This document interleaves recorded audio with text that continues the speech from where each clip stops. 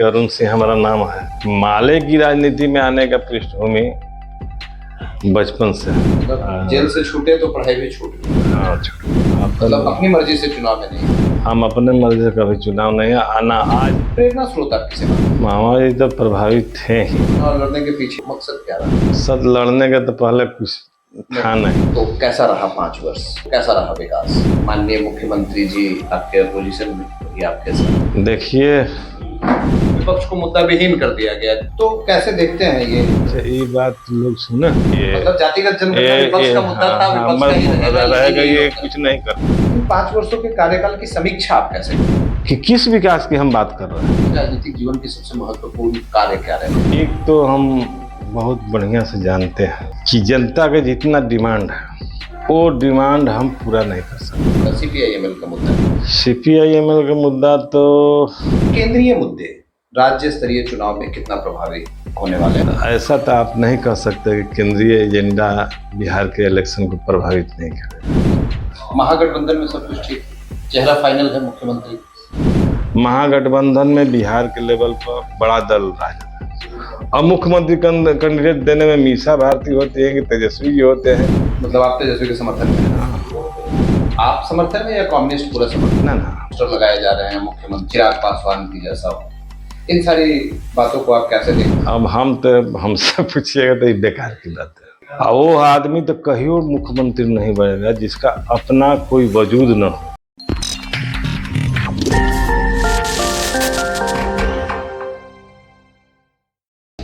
नमस्कार, today's blueprint news में एक बार फिर से स्वागत है आपका। Bihar election blueprint 2025। मैं हूं अविनाश राज सिंह और आप देख रहे हैं चुनावों पर हमारा खास कार्यक्रम परिचय पत्र। जैसा कि आप सभी जानते हैं कि परिचय पत्र एक डिजिटल वीडियो लाइब्रेरी है, जिस लाइब्रेरी में हम आपका परिचय करवाते हैं आने वाले समय में विधानसभा चुनाव के लिए दावेदारी प्रस्तुत करने वाले संभावित प्रत्याशियों से। आज हमारे साथ बातचीत करने के लिए उपस्थित हैं 213 नंबर विधानसभा काराकाट से अरुण सिंह जी।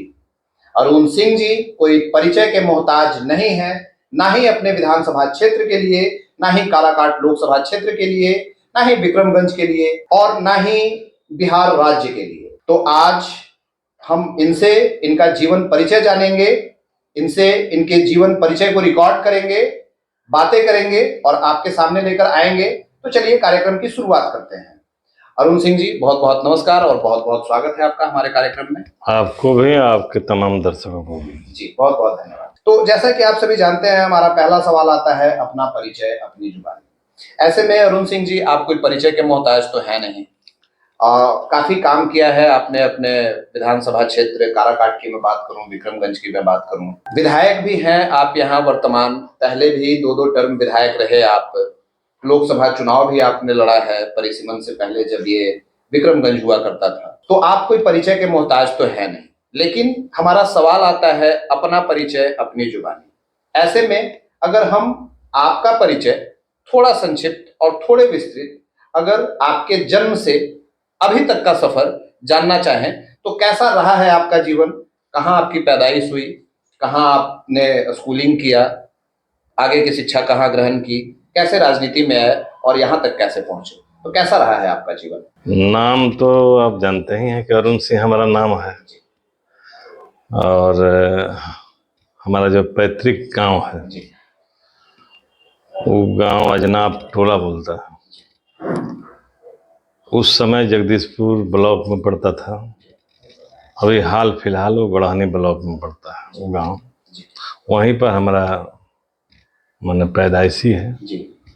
पूरा परिवार वहीं पर रहता था। पारिवारिक पृष्ठभूमि की अगर पिताजी वगैरह की बात करें तो? पिताजी शुद्ध किसान हैं, माताजी गृहिणी हैं और पिताजी के छोटे भाई थे, वो मिलिट्री में नौकरी करते थे, मैंने सर्विस करने वाले वही आदमी है। लेकिन पढ़ाई लिखाई हमारी वहाँ नहीं हुई। पढ़ाई लिखाई हमारे अपने मामा के जो गाँव है, जो उस समय संदेश विधानसभा में ब्लॉक में पड़ता था, बड़ौरा, और अभी वो गढ़हनी ब्लॉक में ही पड़ता है। तो वहीं हमारी पढ़ाई लिखाई पहला से लेकर मैट्रिक तक हुआ। मतलब गढ़नी ब्लॉक के ही विद्यालय में? हाँ, सरकारी मैंने स्कूल? गढ़ानी हाई स्कूल है, सरकारी स्कूल में ही हमारी पढ़ाई हुई है। रामदहीन उच्च विद्यालय गढ़ानी, वहाँ से हम हाई स्कूल पास किए और इसके बाद आरा में एडमिशन हुआ। आरा में एडमिशन होने के बाद मैंने पूरा ट्रैक जो हमारा है जीवन का वो चेंज हो जाता है। मतलब हायर एजुकेशन में जाते हैं, इंटरमीडिएट हाँ, वगैरह? हाँ, जाते हुए ट्रैक चेंज हो जाता है और वहाँ से हम छात्र संगठन से जुड़ते हैं। उस समय ABUSU करके, ऑल बिहार स्टूडेंट यूनियन, जो आज आइसा है जी। तो उसके हम सदस्य थे बिहार के, मतलब कॉलेज में और गए? मगध यूनिवर्सिटी के उपाध्यक्ष थे। जी।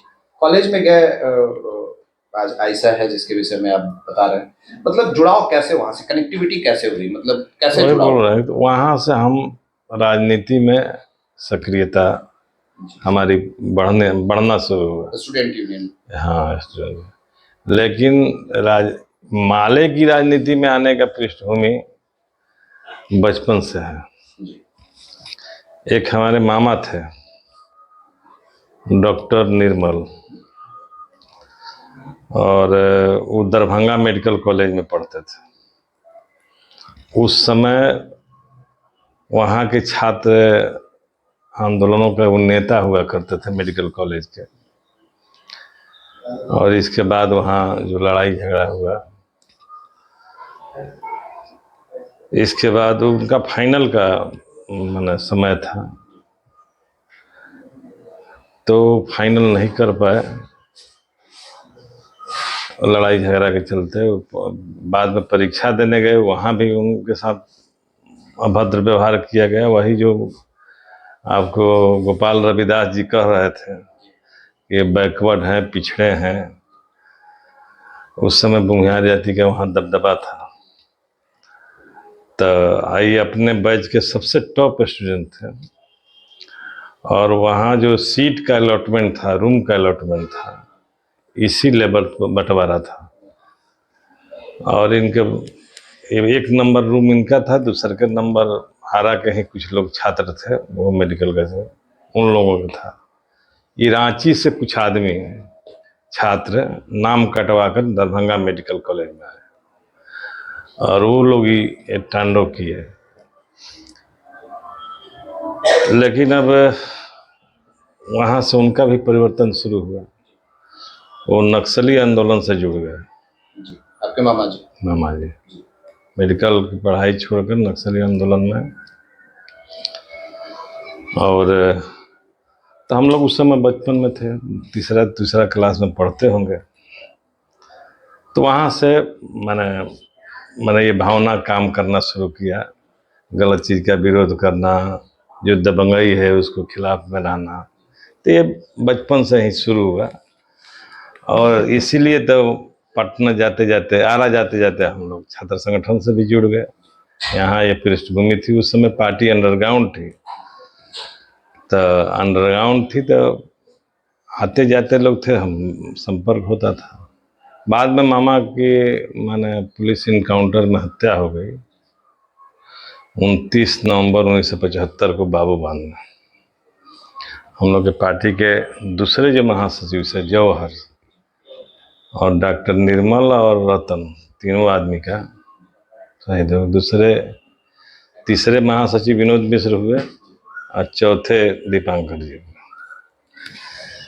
तो यही माले की राजनीति में जुड़ने की हमारी प्रक्रिया है। छात्र संघ की आपने बात की, मतलब जब आप कॉलेज में गए तो वहाँ जुड़ाव कैसे छात्र संघ से, मतलब ये माले के साथ सेंटिमेंट पहले से था? क्योंकि वो माले का ही छात्र संगठन था, ABSU, वही मैं बोल रहा हूँ, IPF का ही छात्र संगठन था। उस समय माले ओपन संगठन नहीं था, IPF था, IPF का छात्र संगठन था ABSU। तो अब जो लड़का देहात के पृष्ठभूमि से आ रहा है, रहने जा रहा है, तो पार्टी के सर्किले में है, सब लोग वो आदमी से भेंट कीजिए, वो पार्टी के नज़दीकी आदमी है, डॉक्टर साहब का भगीना है, तो संपर्क लोग किए। हम लोग के घर से कोई उस तरह से दबाव नहीं था कि आप उसमें नत रहिए, तो जुड़ाव हुआ। यही जुड़ाव है, राजनीतिक जुड़ाव का यही कारण मतलब है। वहीं से माले से जुड़ना के पृष्ठभूमि में, माले से लेकर आज तक हम माले में हैं। कहीं दूसरे जगह हम लोग जाने की भी माने बहुत कोशिश हुई हम लोगों को। जब 2005 में ना 2000 में ही जब सरकार नीतीश कुमार के 7 दिन के बंद कर तोड़ दिया गया, टूट गया, मतलब फिर राबड़ी जी मुख्यमंत्री बने, तो एक आधे सी वोट मैंने जो कमी था सीट का, जिससे नीतीश कुमार मुख्यमंत्री नहीं बन पाए। तो हम लोग पर कोशिश था भाई इन लोग को तोड़ दिया जाए। हम लोग कभी उस तरह देखे भी नहीं क्या होता है। मतलब पूरी निष्ठा माले के हाँ, साथ है। माले के साथ है, अभी भी है माले के साथ। आपने बताया कि आपकी स्कूलिंग गांव में हुई, मामा जी के गांव में। उसके बाद आप आरा गए पढ़ाई लिखाई करने के लिए। वैवाहिक जीवन की शुरुआत अगर बात की जाए तो मतलब कब कैसे ये? तो हम लोग तो ग्रामीण क्षेत्र से हैं, निरीह ग्रामीण थे उस समय। पैदल हम लोग को गाँव पर जाना आना पड़ता था। तो 83 में हम मैट्रिक पास किए और इंटर 85 में। हमारा 85 में ही शादी हो गया। अब पत्नी वही मैंने ग्रामीण महिला है। मतलब घर संसार संभालती हैं। हाँ, बच्चों वगैरह की बात की जाए?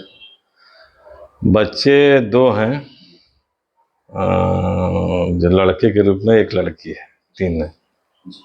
सबका शादी ब्याह मैंने हो गया है, संपन्न हो गया है और समाज के प्रति अपने आप को समर्पित। हाँ, वो अपने अपने मैंने जिम्मेदारी को लोग समझ रहे हैं।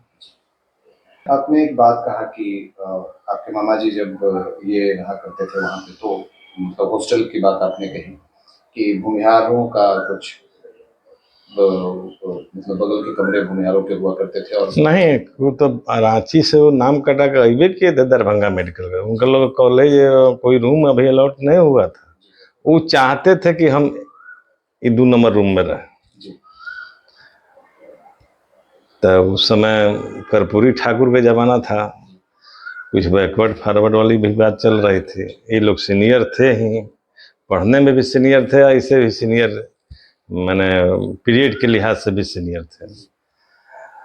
तो वो हमने काम किया होगा वहाँ। वैसे पुरानी बातें हैं, लेकिन फिर भी लोग जो दिलचस्पी रखते हैं उनके लिए मैं ये क्लियर कर दूं कि तो इसी अदावत में, इसी ये में उनकी हत्या। अदावत में कम्युनिस्ट पार्टी के बजाबते नेता बने।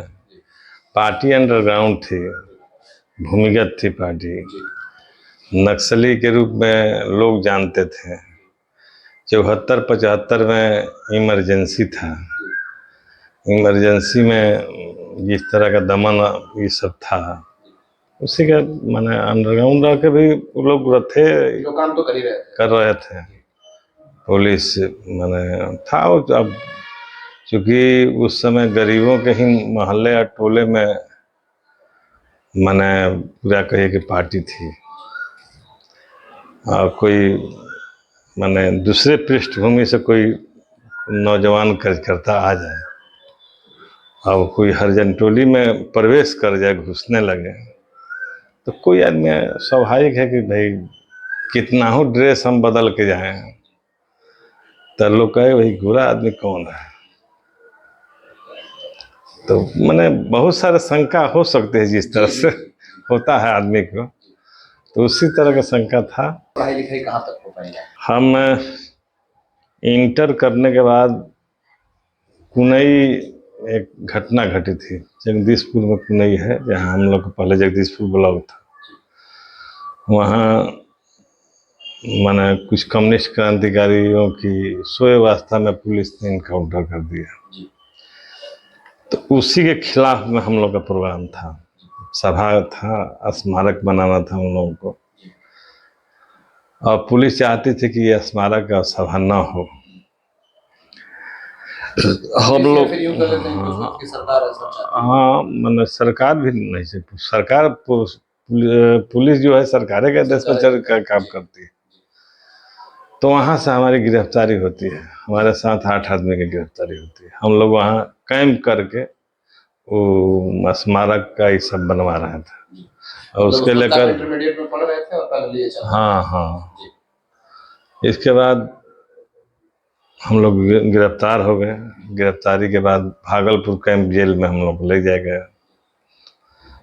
इसके बाद छूटे तो पूरा कहे कि मैंने पार्टी में हुए पढ़ाई लिखाई एक तरह से समाप्त हुई। मतलब जेल से छूटे तो पढ़ाई भी छूट गई। हाँ छूट गई, मैंने इसी में प्रवेश कर गया। फुल टाइमर फिर पॉलिटिक्स में आ गए, मतलब सीपीआई-एमएल, मतलब माले का झंडा बुलंद करना शुरू कर दिया। फुल टाइम तो आपने बताया कि इंटरमीडिएट के बाद आप फुल टाइम राजनीति में आ गए, लेकिन चुनाव लड़ा जाए और एक चुनावी राजनीति में आया जाए, ये कब दिल दिमाग में आया? और वो यहाँ आने का मतलब चुनाव लड़ने का मकसद, या मतलब मकसद भी, मतलब वो ऐसी घटना क्या थी, या ऐसा कब वो विचार आया कि अब चुनाव लड़ा जाए और चुनाव लड़ने के लिए तैयार हो जाए? देखिए, कभी हमारे मन में चुनाव लड़ने की भावना पैदा नहीं हुई।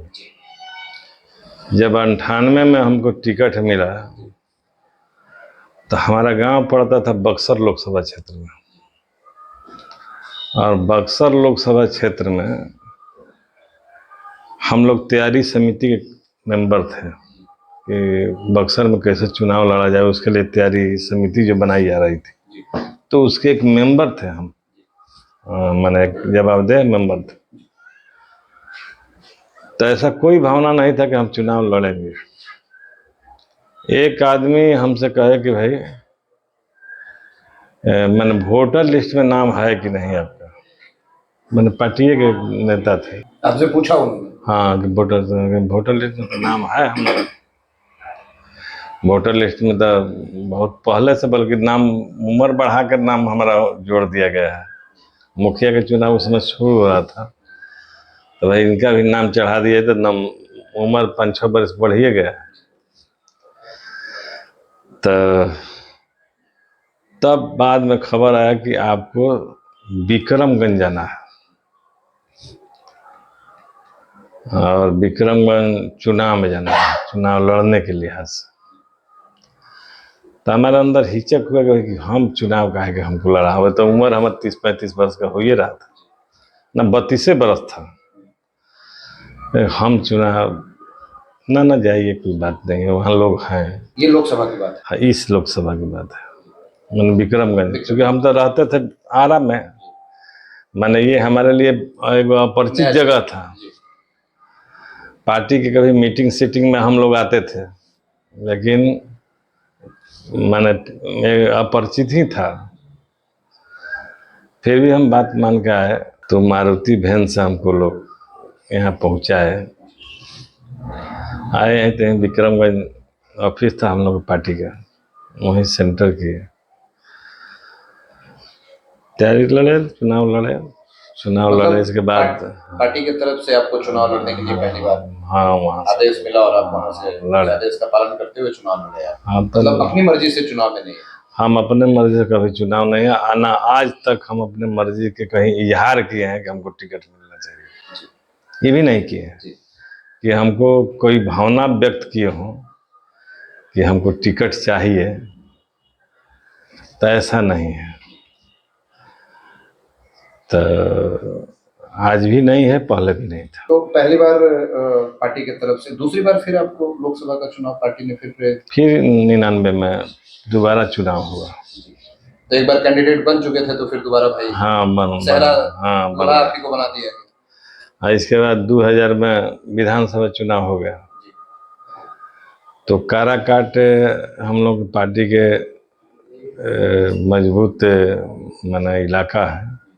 विक्रमगंज उस समय भी था मजबूत। यहाँ से सुरदेव जी सिंह जो हमारे पार्टी से IPF से जीत चुके थे, लेकिन काराकाट हमको दिया लोग, पार्टी के लोग। हमेशा पार्टी पंचायत 85 ना 90 95 सेकेंड 2-2.5-3 हज़ार से हारती रही पार्टी हमारी लोकसभा। हाँ, उस समय मणि सिंह उम्मीदवार हुआ करते थे, बच्चन सिंह भी एक बार उम्मीदवार हुए थे। तीसरे बार हमको मतलब हम जीत गए। 2000 में जब विधानसभा का टिकट मिला आपको, तो आप विजय मतलब पहली बार जीत का स्वाद चखा आपने विधानसभा चुनाव में। 2 बार लोकसभा चुनाव लड़ा, जीत नहीं हासिल कर पाए। पार्टी की तरफ से आपको मतलब खुद की प्रेरणा नहीं थी, पार्टी की तरफ से आपको प्रेरित किया गया चुनाव लड़ने के लिए।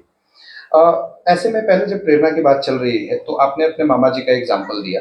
प्रेरणा स्रोत आप किसे मानते हैं राजनीति में? मतलब आपको क्या लगता है प्रभावित कौन करते हैं आपको? किनसे प्रभावित होकर आप पॉलिटिक्स में? क्या मामा जी ही वो प्रभावी व्यक्ति थे या और कोई व्यक्ति? मामा जी तो प्रभावित थे ही, लेकिन उन लोगों की जो लड़ाई थी गांव समाज में, जिस सवाल को लोग उठाते थे, हम लोग सरजमी पर उस चीज़ें समस्याएं देख रहे थे और समझ रहे थे कि ये बेहतर काम है। मैंने यहाँ आदमी को कम से कम आदमी के रूप में पहचान मिले। गरीबी अमीरी अपनी जगह पर है, लेकिन वो आदमी के रूप में उनकी गिनती हो। अगर इसके लिए लड़ाई हो रही है तो बेहतर है। वो चीज़ हम लोग को ज़्यादा प्रभावित किया, उनका व्यक्तित्व तो प्रभावित किया ही। वो मुद्दे, वो खास करके वो घटनाएं। मुद्दे जो थे उन लोगों के आंदोलन के, संघर्ष के, जिस सवाल को लेकर वो लोग गोलबंदी करते थे, जितना कटसाध उन लोगों का जिंदगी था, ये सब चीज़ प्रभावित किया। एक मेडिकल में छात्र में पढ़ने वाला आदमी अगर जहाँ बैल भैंस बंधाता है वहाँ पर खटिया डाल के सोता हो तो बहुत मैंने अपने को परिवर्तित कर लेने वाला बात है। आज के समय में संभव बहुत कम है, लेकिन वो लोग किए। और हम लोग उस समय उन लोगों को पानी, खाना, नाश्ता, क्योंकि हमको गुप्त रहना है, घर समाज में बहुत सारे लोग आते जाते हैं, तो कुछ ऐसे जगह रहना है जहाँ कोई क्या भनक न लग जाए। तो उस स्थिति में तो वो सब प्रेरणा रहे मतलब हैं। सामाजिक पृष्ठभूमि और मुद्दे से प्रेरित होकर के आप लोग राजनीति। पहली बार तो पार्टी ने आपको पुश किया, टिकट दिया, चुनाव लड़े आप। दूसरी बार भी, तीसरी बार पार्टी के टिकट से विधानसभा चुनाव आपको लड़वाया गया, जीत गया। तो कोई जैसे जनरली जो लोग होते हैं चुनाव में आते हैं तो कुछ न कुछ विजन लेकर के आते हैं, कुछ न कुछ मकसद लेकर के आते हैं कि जब भाई विधायक बनना है या चुनाव जीतना है और इन काम को करना है। तो आपके चुनाव जीतने और चुनाव लड़ने के पीछे के अगर मकसद की बात की जाए तो मकसद क्या रहा? माने मकसद लड़ने का तो पहले कुछ था नहीं। जब जीत गए तब हम लोग का जो 10 बरस का जो राजनीतिक जीवन था, जो व्यवहार था, उसका एक अनुभव था हम लोगों के पास। आज जो गांव समाज आपको दिखाई दे रहा है, 20 में गांव समाज की बनावट उस तरह की नहीं थी।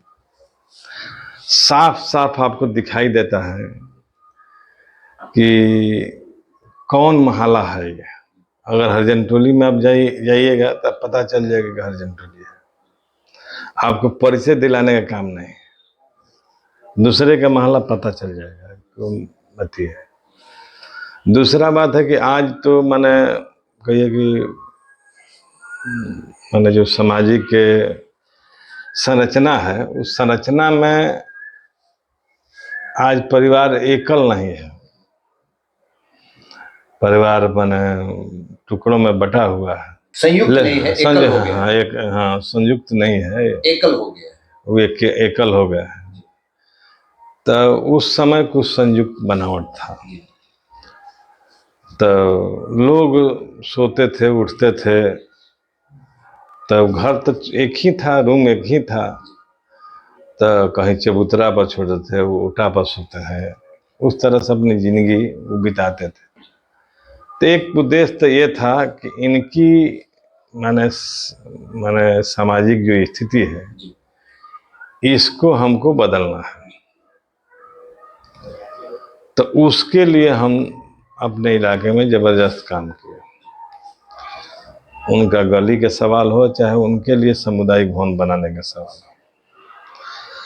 तो हम काराकाट विधान, पहले जो काराकाट था परसिमन के पहले 10 साल हम विधायक रहे, तो एक भी हरिजन टोली नहीं है जहां हमने गरीबों के लिए एक दलान न बनाया।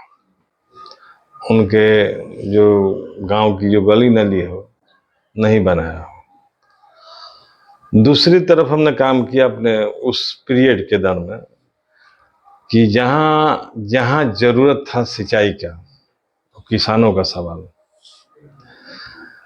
तो चाहे साइफन बनाने का सवाल हो, तो हमने करीब 10 ऐसे स्पॉट पर साइफन बनाया जहाँ माने नहर की पानी नहीं जाता था, पटवन नहीं होता था। जैसे एक चौगड़ी गांव है, हमको वोट एगो नहीं मिलता है, शुद्ध रूप से यादव जाति के गांव है, हमको वोट लोग नहीं देते थे। वहाँ पिछड़ी जाति के वयस्क लोग थे, वही लोग वोट देते थे। हमारे पास लोग आए, हम वहाँ गए भी और जानकारी लिए, तो 6 गांव उससे प्रभावित था। उस समय हमने, जब हम लोग को उस समय पैसा बहुत कम मिलता था, मैंने 25 लाख 30 लाख इस रूप में विधायक फंड हुआ करता था, तो हमने पूरे इलाके का पैसा काटकर वो मैंने फाल बनवा दिया। इस तरह कई, मैंने उस समय पंचायत चुनाव भी नहीं होते थे, तो मैंने ब्लॉक में जो पैसा आता था उसका भी हम ही लोग अनुशंसा करते थे, तो उससे भी बहुत सारे काम किए।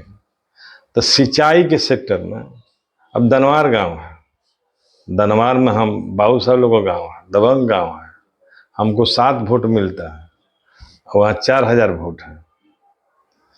लेकिन उन लोगों का भी मेजर समस्या था यहाँ फाल का, तो उस फाल को बनाया। हमने कभी यह नहीं देखा कि कौन हमारे वोटर हैं नहीं हैं, जरूरत समझा कि ये हमारे इलाके के डेवलपमेंट के लिए जरूरी है, तो हमने किया। दूसरा चीज, उस समय रोड बहुत कम था, तो चलने लायक अंतिम छोर से आ जाए हमारे यहाँ विधायक ब्लॉक तक, तो उसमें काम किया। और उसके लिए जितना पुल पुलिया की जरूरत थी उस समय 2000 में सड़क नहीं था, तो वो काम हमने किया। मैंने अपने क्षेत्र के अंतिम इलाके से ब्लॉक तक आ जाने, कम से कम बरसात में ना आए तो साइकिल से आ जाए, मैंने गर्मी के दिन में भी, लेकिन ऐसी स्थिति भी नहीं थी। तो उस लेवल पर मैंने काम हुए हैं, किए थे, और इसीलिए लगातार 3 बार हम जीते भी। मैंने आपको वोट तो जरूर हमको ऊंची जाति के लोग नहीं देते, लेकिन ऊंची जाति के लोग के पास आप चले जाइएगा तो कहेंगे बड़े बहुत अच्छे आदमी हैं वो, मैंने हम लोग नहीं देते हैं तो हम दूसरा कारण है।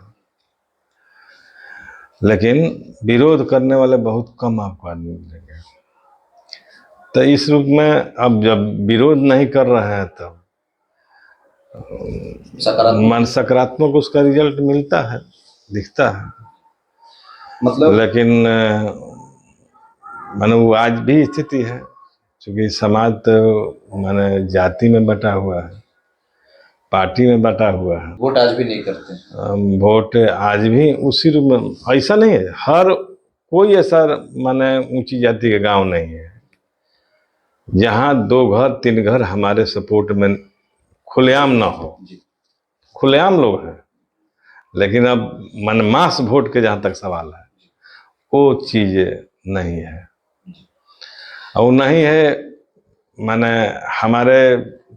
हमारे करेक्टर के चलते नहीं, बल्कि समाज में जो करेक्टर बना हुआ है, समाज की बनावट जो बनी हुई है उसके चलते वो लोग लास्ट पीरियड में नहीं देते हम लोग। मतलब समाज में सामाजिक डेवलपमेंट के लिए, समाज के विकास के लिए, समाज सेवा के लिए राजनीति में आप आए, लेकिन ये समझ में आया चुनाव जीतने के बाद। चुनाव से लड़ने से पहले कोई मकसद नहीं था, मकसद हासिल हुआ जब चुनाव जीत हुई आपकी, फिर आपने धीरे धीरे काम करना शुरू किया और काफी काम किया, जिसका परिणाम भी आपको मिला कि आप कंटिन्यू 3 बार विधायक, आज भी आप वर्तमान में जो विधायक बने हुए हैं। चलिए, आपने बहुत सारे काम गिनवाए कि अलग अलग जगहों में सिंचाई के लिए और भी अलग अलग काम किए आपने, लेकिन आपके राजनीतिक जीवन की दो बातें यहाँ पे मैं करूंगा। पहले तो कि पहले यही बात कर ली जाए कि लोग रिपोर्ट कार्ड की बात करते हैं। 5 वर्ष से आप विधायक हैं, तो कैसा रहा 5 वर्ष, और 5 वर्ष के कार्यकाल के में रिपोर्ट कार्ड की अगर बात हो तो कैसा रहा विकास वैसे में, जबकि कभी माननीय मुख्यमंत्री जी आपके अपोजिशन में, कभी आपके साथ, आज तो अपोजिशन में ही है आप लोग, मतलब आपको प्रतिद्वंदी या फिर अपोजिशन के तौर पे देखा जाता है, तो कैसा कार्य करने का अनुभव रहा और कैसा 5 वर्ष? देखिए, 17 महीना का जो मैंने पीरियड मैंने सरकार में रहने का रहा, उस समय भी हम लोग अपोजिशन में ही थे। उस समय भी अपोजिशन में थे, अपोजिशन के रोल में था। क्योंकि जब लेकिन गठबंधन में तो आप लोग गठबंधन में थे, गठबंधन में रहने का दूसरा मकसद है, लेकिन उस समय भी सत्ता के हम हिस्से के बतौर नहीं थे, उनके मंत्रिमंडल में हम नहीं थे। और हमने बेजाबते सूचित कर दिया नीतीश कुमार जी को, जब हम लोगों को 3 सीट मिल रहा था मंत्रिमंडल का। वो गोपाल रविदास जी ने भी इस पे चर्चा किया था। 3 सीट मिल रहा था। हम लोगों ने बेजाबता सूचित कर दिया कि हम जनता के पक्ष में रहेंगे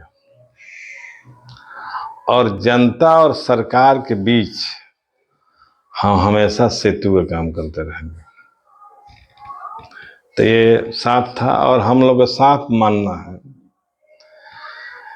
कि जिस सरकार में हम निर्णायक की स्थिति में ना हो, उस सरकार में माने जाने से कोई फायदा नहीं है। हाँ, जाकर जैसे और लोग कमा धमा रहे हैं, तो वो उद्देश्य तो हमारा नहीं है। हमारा उद्देश्य है किसानों के प्रति। अभी हम लड़ रहे हैं कि भाई कदवन जलाशय का निर्माण करो, सिंचाई के लिए अंतिम छोर तक पानी पहुंचाओ नहरों में, पुराने जितना नलकूप है उसको फिर से चालू करो, ये हमारी मांग है। तो ये मांग हम उस मंत्रिमंडल में जाकर पूरा करा सकते हैं कि नहीं करा सकते हैं। अगर ये हमारी स्थिति नहीं है तो उससे बढ़िया है कि विपक्ष की झंडा लहराते रहो, क्योंकि कम से कम जनता का तो सिंपैथी मिलेगा। तो हमारी पार्टी ये समझती है, लेकिन अब गठबंधन में है उसका दूसरा कारण है। गठबंधन में है क्योंकि आज सत्ता में भाजपा जैसी ताकत है जो संविधान को, इस आज़ादी को, इस लोकतंत्र को, सबको खत्म करना चाहती है, सबको बर्बाद कर रही है। और एक तरह से आप एक मुफ्त कह सके कि देश बेचने के लिए उतारू है। यह देश भाजपा का नहीं है, ये देश हमारा भी है, ये देश आम लोगों का भी है। इसकी रक्षा, इसकी आज़ादी, जो इसके लिए पूर्वजों ने हमारा जान दिया, इसकी रक्षा करना हमारी जवाबदेही है। और मैं समझता हूँ कि अकेले हम अपने बलबूते इसकी रक्षा नहीं कर सकते। तो जो लोग जितने दूर तक चलने वाले हैं, जो लोग चाहते हैं कि भाई सत्ता को हटाया जाए, उतने दूर तक उनके साथ हैं। तो ऐसे तमाम लोग जो भाजपा के सत्ता के खिलाफ में हैं, उनके साथ गठबंधन हमने बनाया है। लेकिन गठबंधन के बाद भी जो हमारा स्वतंत्र प्रोग्राम है वो हम करते रहते हैं, जनता के सवाल उठाते रहते हैं। जितना स्कीम वर्कर्स के डिमांड है, चाहे आशा का हो, आंगनबाड़ी का हो, सेविका का हो, ममता का हो, जीविका का हो, रसोईया का हो, ये जितने स्कीम वर्कर्स हैं उसका एक प्रतिनिधित्व मूलक माने अगर कोई पार्टी है, उसके सवाल को विधानसभा से लेकर सड़कों तक का नेतृत्व करने वाला कोई संगठन हो तो माले है। और इसी तरह से किसानों के सवाल को दिल्ली के बॉर्डर से लेके और यहाँ ग्रामीण क्षेत्र तक सिंचाई का, बिजली का, इस सब का सवाल मजबूती से हम लोग उठा रहे हैं। तो हम इस सवाल को छोड़े नहीं हैं। नीतीश जी के 17 महीना जो गठबंधन की सरकार थी, उस सवाल में भी हम लोग ये सवाल उठाते रहे हैं 17 महीना में। और नीतीश जी के मर्माहत है कि सत्तों में ये गठबंधनों में है, सवाल उठाता है सरकार के ऊपर। तो हम तो उस समय भी कोई हम समझौता जो किए थे, सत्ता सरकार में नहीं जा रहे थे, तो उस समय भी कहते कि हम जनता के पक्ष में खड़ा रहेंगे। और इसलिए देखिएगा कि अगर कोई भी जनता का सवाल हो बिहार का किसी कोने में, माले का झंडा एक कोना में जरूर दिखाई देगा उसके साथ में। तो और जाए कि देगा दे, और लोग रहे चाहे ना रहे, माले लड़ता है हमेशा। तो इन 5 वर्षों की बात की जाए तो कैसा रहा कार्यकाल, कैसा बीता आप वर्तमान हाँ, अब दूसरा वर्तमान विधायक, जब हम यहाँ नए परिसीमन में पहली बार हम जब विधायक बने, तो हमारे सामने था कि हमारा अनुमंडल ऑफिस नहीं था, अपना उसका बिल्डिंग नहीं था, रजिस्ट्री ऑफिस नहीं था। हमारे सामने सवाल था कि रेलवे के जाम के चलते वहाँ ओवरब्रिज के सवाल माने प्रधान था। ये जो जाम तन्नी चौक है, ये जाम का सवाल था। फिर वो हमारे यहाँ थी संझौली प्रखंड है इसी विधानसभा में, वहाँ बाजितपुर में माने पूरा वो पंचायतें कटा हुआ था ब्लॉक मुख्यालय से, वो सवाल था। कुछ इसी तरह के पुल पुलिया का सवाल था, जहाँ माने पंचायत नहर के उस पार है मुख्यालय, गांव 4-5 गांव इस पार है, और वहाँ जाने में 10 किलोमीटर की दूरी उनको तय करके जाना पड़ता है। इसी तरह से बंटवारा हुआ, पहले इस तरह का बंटवारा नहीं था। तो ये बहुत सारे सवाल थे, उसमें बहुत सारे सवाल को हमने हल किया।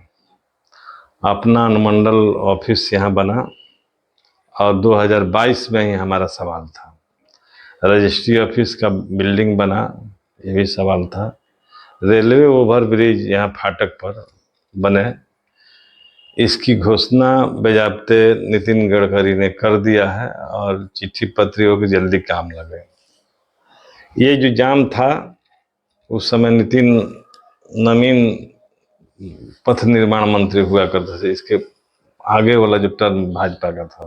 तो उस समय मैंने थे मंत्री, उसने कहा कि भाई ओवरब्रिज की जरूरत नहीं है, हम डिहरी से नासरीगंज से डुमरांव तक और आरा से सासाराम तक इन दोनों रोड को 4 लेन सड़क बना रहे हैं, और उसके चलते यहाँ चौड़ा हो जाएगा, इसलिए ओवरब्रिज बनाने की कोई ज़रूरत नहीं है, लेकिन हम सड़क चौड़ी करेंगे। तो नासरीगंज वाला तो पहले से काम लगा हुआ है, अभी मोदी जी आ रहे हैं तो शायद सुन रहे हैं कि इसका भी शिलान्यास करेंगे चौड़ीकरण का।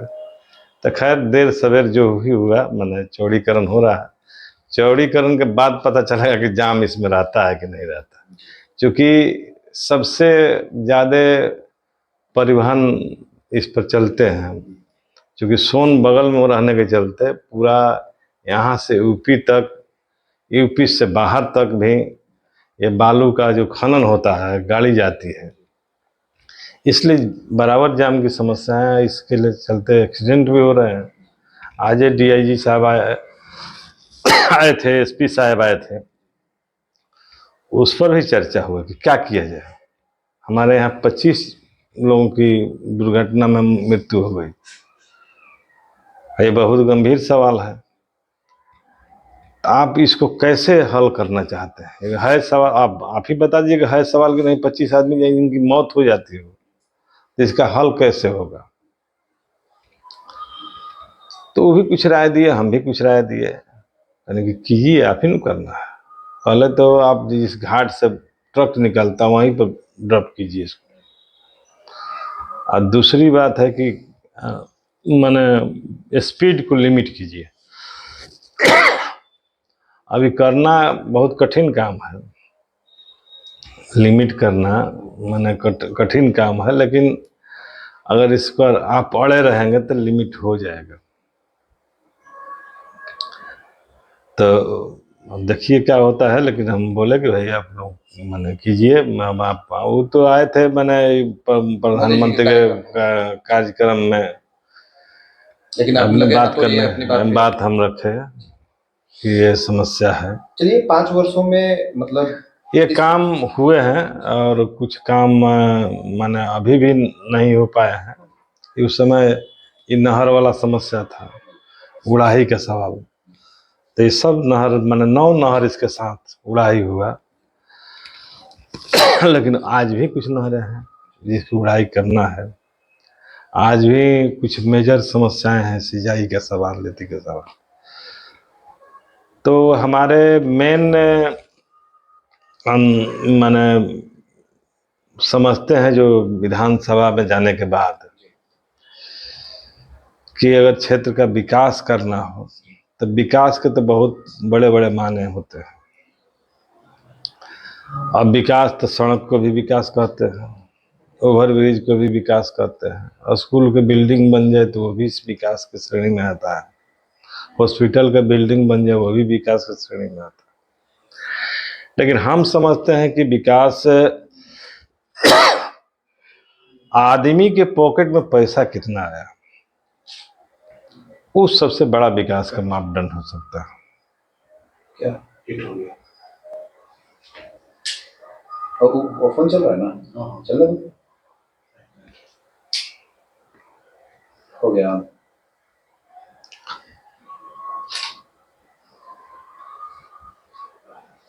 जी, आदमी के पॉकेट में पैसा कितना मैंने है? आदमी को की जीवन स्तर में कोई बदलाव हो रहा है कि नहीं हो रहा है, और उसी सेंस में कहा कि आदमी के पॉकेट में पैसा कितना आया, ये बात है।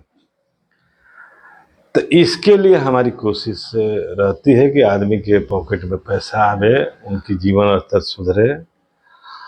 अगर जीवन स्तर सुधर जाए, आदमी के पॉकेट में पैसा आने लगे, ये कृषि के सवाल पर, उनके उत्पादन जो कृषि के होते हैं उसके बिक्री के सवाल पर, चाहे मान लीजिए कि और भी व्यवसाय है आदमी का, माने सब्जी उत्पादन होता है, उसके रख रखाव के सवाल पर, मतलब कहीं ना कहीं उसके मार्केटिंग के सवाल, यही हमारे पास साधन है। बिल्कुल क्षेत्र ही खेती वाला है तो कहीं ना कहीं यही साधन है, दूसरा कुछ नहीं है। इसी सेक्टर में जितना मेहनत कीजिएगा, किसान करे, लोग करे, तो कुछ जीने लायक उनकी स्थिति होगी।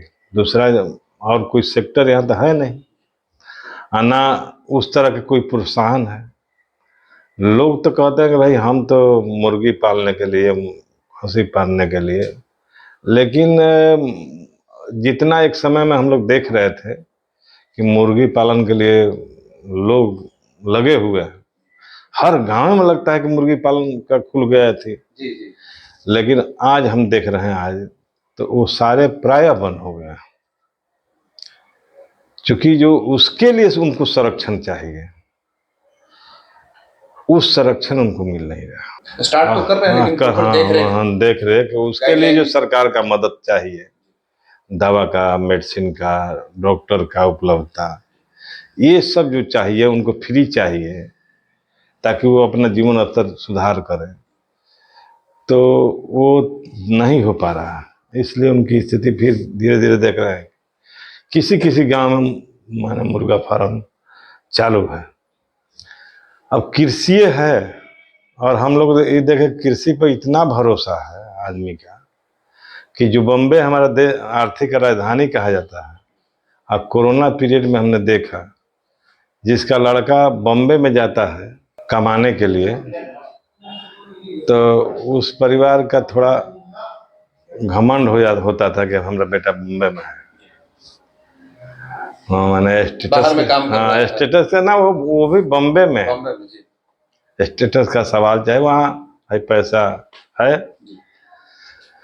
तो वहाँ से लोग पैदल आ गए, पैदल आए। बम्बे कितना दूर है आप समझ सकते हैं। तो उनको गारंटी यही था कि गांव पर जाएंगे तो माड़ भात की गारंटी थी, वहाँ माड़ भात की गारंटी उनको नहीं था बम्बे में। तो कृषि आज भी हमारे यहाँ सबसे महत्वपूर्ण मतलब व्यवसाय भारत एक बना। कृषि प्रधान देश हाँ, था, है और रहे, आने वाले अभी समय में भी रहेगा। अभी है, अभी रहेगा।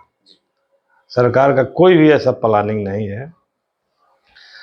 प्लानिंग तो यह है कि ये कृषि भी कारपोरेट के हवाले कर दिया जाए, और 3 कृषि का प्रयोग नीति का जो प्रयोग, जिसके लिए किसान लड़े देश के 1 साल 12-13 दिन, और फिर कृषि विपणन नीति करके जो फिर कानून ला रहे हैं, तो ठीक उसी माने उसी पैटर्न पर है, जो कृषि को कारपोरेट के हवाले करना। तो खेती हमारा कारपोरेट के चल जाए। कारपोरेट का ये भरोसा है कि भाई अब लगता है कि मारुति कंपनी हमारी चलेगी कि नहीं चलेगी, ये इलेक्ट्रॉनिक जितनी कंपनियां हैं वो चलेगी कि नहीं चलेगी, लेकिन खेती चलेगी। खेती जब तक पेट है, इंसान है, तब तक ये खेती रहेगा। और इसलिए कारपोरेटों का सबसे बुरी नजर माने कि कृषि पर है, और मोदी सरकार जो हमारे भारत की जो सरकार है, उनके पक्ष में एकदम निर्लज पूर्वक ढंग से खड़ी है। अब इथेनॉल कंपनी माने जो खोले जा रहा है, इथेनॉल बनेगा 6 कृषि उत्पादक वस्तु से, जिसमें चावल है, गेहूं है, सब कुछ। और देख रहे हैं कि हर इलाके में जो बड़े बड़े गोदाम बन रहे हैं, पब्लिक भी बना रही है, जिनके पास पैसे हैं, डॉक्टर हैं, इंजीनियर है, बनाकर किसी बड़े कारपोरेट घरानों को दे दिए। ये सब चीज हमारे कृषि को हड़पने के लिए है, हमारे कृषि को बर्बाद करने के लिए है। ये बड़ी साजिश है इस सवाल पर, ये कृषि हमारी बच पाएगी कि नहीं बच पाएगी। तो वो भी एक मेन सवाल है कि हम कहाँ रहेंगे, क्या खाएंगे, कैसे चलेंगे। तो ये हमारे देश के लिए, राज्य के लिए, आम जनता के लिए ये मेन सवाल है। तो इसलिए हमारी राजनीति जो करते हैं, राजनीति इसीलिए हम लोग करते हैं कि इस सवाल को कैसे सुरक्षित रहे, और जहाँ तक जाकर इसको बचाने की जरूरत पड़े वहाँ तक हम बचाने के लिए। तो राजनीति का एक ध्येय हमारा यह भी है कि ये जो हमारे संसाधन है, वह संसाधन सारे सुरक्षित रहे, और ताकि जनता को माने बेहतर जीवन जीने के लिए एक आधार का काम हमेशा करता रहे। एक बार फिर से हम लोग अपने विषय पे थोड़े विषयांतर हो गए, हम लोग थोड़ा फैल गए। महत्वपूर्ण कार्यों की बात चल रही थी, 5 वर्ष के कार्यकाल की बात चल रही थी। तो इन 5 वर्षों के कार्यकाल में, जबकि माननीय मुख्यमंत्री जी कभी इस तरफ कभी उस तरफ, ऐसे में जो 2 तरफ आना जाना हुआ मुख्यमंत्री जी का, ऐसे में आप लोगों का तजुर्बा कैसा रहा काम करने का विधानसभा में? जबकि आप बता रहे हैं कि जब 17 महीनों के कार्यकाल में गठबंधन में आप थे, सरकार गठबंधन की, महागठबंधन की थी, तो भी आप विपक्ष में ही गिनती आ रहे थे। तो तजुर्बा कैसा रहा, काम करने का एक्सपीरियंस कैसा रहा विपक्ष होने के नाते? उस वक्त भी आप विपक्ष में थे, अभी भी आप विपक्ष में ही हैं। तो विधानसभा में किन्हीं चीजों को लेकर के पास करवाना, कोई पुल पुलिया या उसके निर्माण को लेकर के अनुशंसा करना, कैसा एक्सपीरियंस, तजुर्बा कैसा रहा इन 5 वर्षों? देखिए, हमारा तो अनुभव इस सरकार के माने प्रति जो है, चाहे सरकार में रहे चाहे सरकार से बाहर रहे, विपक्ष में रहे, तो ये पूरी सरकार अफसरों के बल पर चल रही है। उसमें मंत्रियों, प्रतिनिधियों, विधायकों का कोई बहुत बड़ा रोल नहीं है। विधानसभा के अंदर सवाल उठाने के बाद ये चीजें साफ साफ दिखाई देती है, एकदम नंगे रूप में दिखाई देती है। हम उठा रहे हैं कि हमको पुल चाहिए, और जवाब आ रहा है कि माने नदी के दोनों तरफ रोड बना हुआ है। लाख कोशिश करने के बाद, घेरने के बाद भी सरकार उसको संज्ञान में नहीं लेती है। तो जो अफसर कह दिया वो मान लिए। तो पूरी तरह से ये हमारा जो अनुभव है कि ये अफसर चला रहे हैं, चाहे वो ब्लॉक का माने सिस्टम हो, चाहे जिला का हो, चाहे स्टेट का हो, और उनको जो मन करता है वो करते हैं। उनका ऐसा कोई भी ख्याल नहीं है कि हमारे राज्य का विकास हो और गुणवत्तापूर्ण विकास हो। अभी मान लीजिए कि ग्रामीण कार्य विभाग की सड़कों का टेंडर हुआ, बिहार भर का हुआ है, हमारे यहाँ के भी है। तो हमारे यहाँ 3 ब्लॉक को काराकाट को दो माने विभाजित दो माने ग्रुप बना दिया गया है। एक ग्रुप विक्रमगंज को बना दिया है, एक ग्रुप माने संझौली को बना दिया गया। ये करने से फायदा क्या है? सरकार इसको बता नहीं रही है, और जो चीज बता रही है कि जिनको हम दे रहे हैं ये बड़े कॉन्ट्रैक्टर हैं और इनके पास सारे संसाधन हैं, ये वो बताने का काम है कि इसी आधार पर हम उनको दे रहे हैं। इसका माने कहिए कि गलत प्रभाव क्या है? गलत प्रभाव है कि वो काम जो हमारा 5 महीने में पूरा होना है वो 2 साल में पूरा होता है। अगर अलग अलग ठेकेदारों को दिया जाए तो वो तो माने अपना काम लगा देगा, एगो रोडे है वो अपना काम लगा देगा। अब इनको वहां लगा रहे हैं तो फिर यहाँ आ रहे हैं, तो इससे काम की कोई तुरंते काम पूरा हो जाए ऐसा कोई ख्याल नहीं है। सब चीज है कि सब लोग ये टेंडर भी होंगे तो पटना से होंगे, नीचे में उसका कोई रोल नहीं है। तो ले दे के यही कोशिश है कि इसमें नीचे जो है ऊपर तक चला जाए, माने ऊपर जो नीचे कुछ आता है उसको ऊपर ही सब रख लिया जाए। ये कोशिश है उनकी। इस नीति से कोई फायदा नहीं है।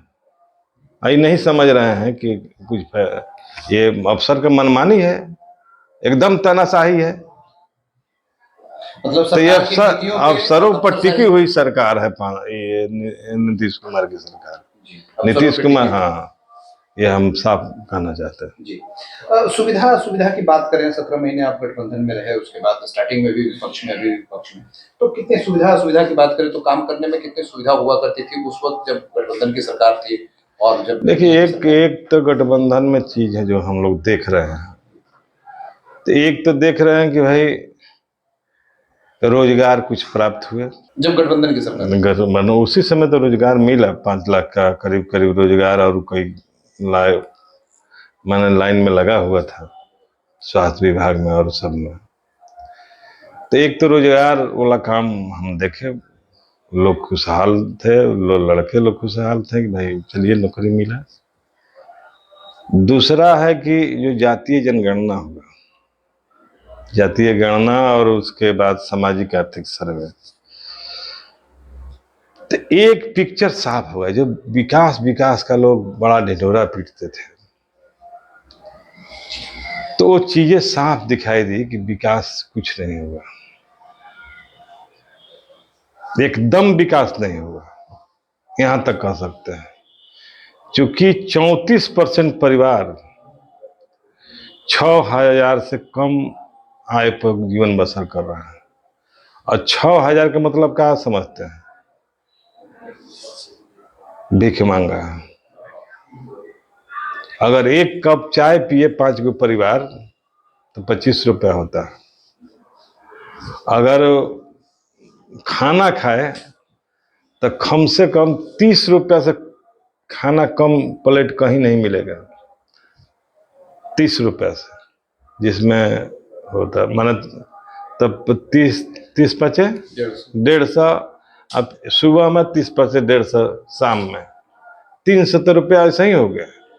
इसके बाद उसके कपड़ा है, दवाई है, बाल बच्चा के पढ़ाई लिखाई है। अब समझिए कि वो आदमी कैसे जिंदा रहेगा? 200 रुपया पड़ रहा है उसको। ये सर्वे हम नहीं किए हैं।